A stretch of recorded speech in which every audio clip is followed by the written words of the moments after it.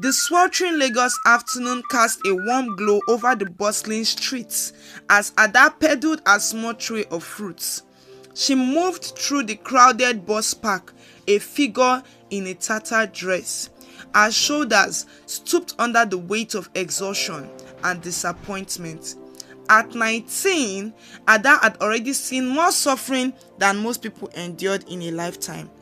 Her troubles had begun at home, where her stepmother's cruelty had become very unbearable. Ada was an only child, but not of her parents. She later learned that they were not a biological family. Her father, always absent, turned a blind eye to the daily mistreatment. Any small mistake could earn her a harsh slap or a very, very big beating from her stepmother. And eventually, her young mind actually thought of running away from home. One evening, with tears in her eyes and hope in her heart, Ada packed a small bag and fled to the only place she could think of, the apartment of her boyfriend Tayo.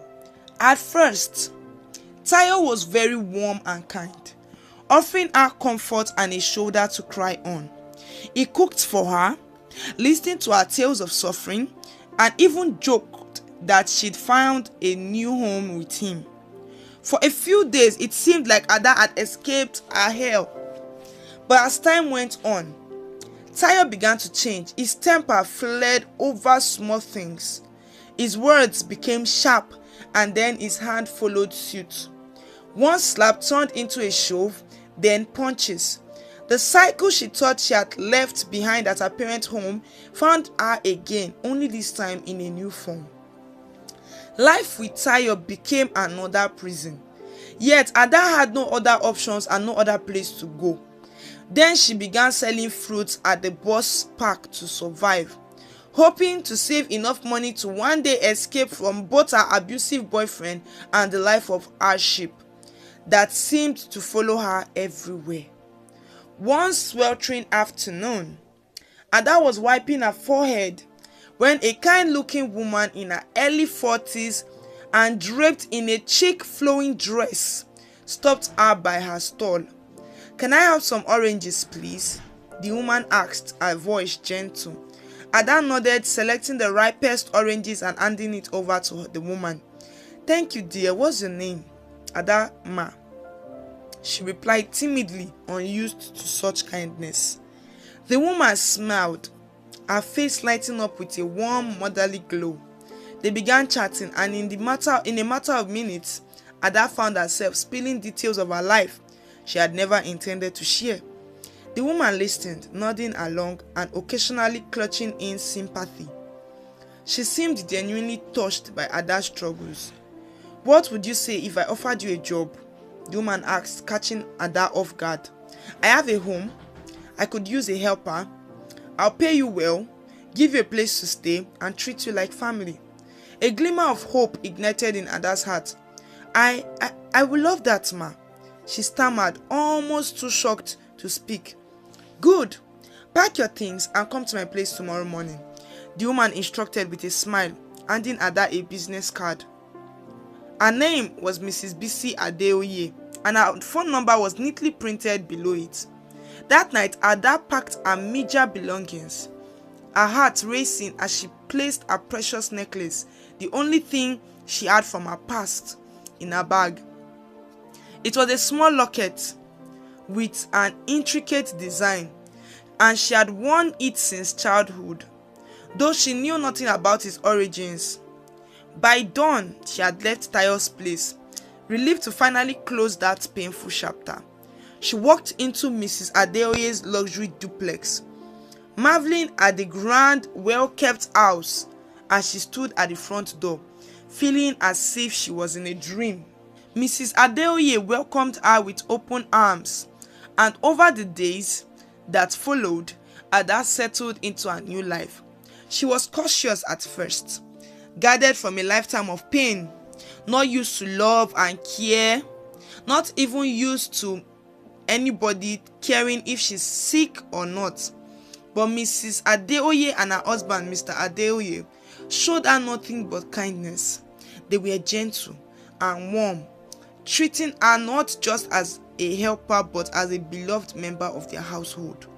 For the first time in her life, Ada experienced what it felt to be valued.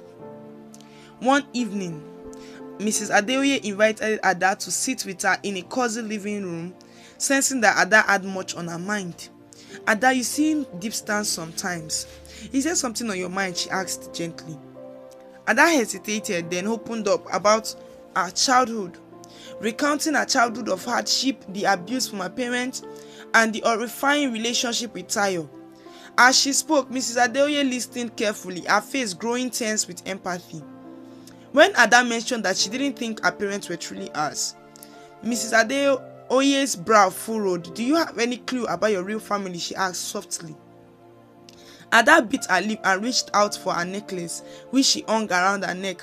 She carefully lifted it from beneath her blouse and handed it over to Mrs. Adeoye. "This is the only thing I've had since I was a baby."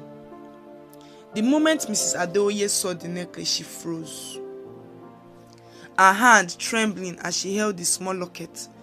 Tears welled up in her eyes as she looked up at Ada, her face filled with an emotion that Ada couldn't quite place. This necklace," she stammered, her voice choked. "I had one exactly like this. I gave it to my daughter when she was born." Ada's heart raced. "Your daughter?" Mrs. Adeoye nodded, struggling to hold back her tears. "It was a long time ago when I was young. I was in love with a man, my husband now. We were poor, and my parents disapproved of our relationship. They wanted me to abort the baby, but I refused. They disowned me and I was left to survive on my own." She paused, gathering her thoughts. "I gave birth to my baby girl in a hospital, and I put this very necklace on her because I was weak. But I was weak from hunger and I lacked care. While I slept, the nurses came and told me she had died. They said she was too frail to survive." Ada felt her own heart tremble as the woman's story unfurled. "And you never saw her again?" "No," Mrs. Adeoye whispered, her voice breaking. "But now, holding this necklace, Ada, I believe you are my daughter."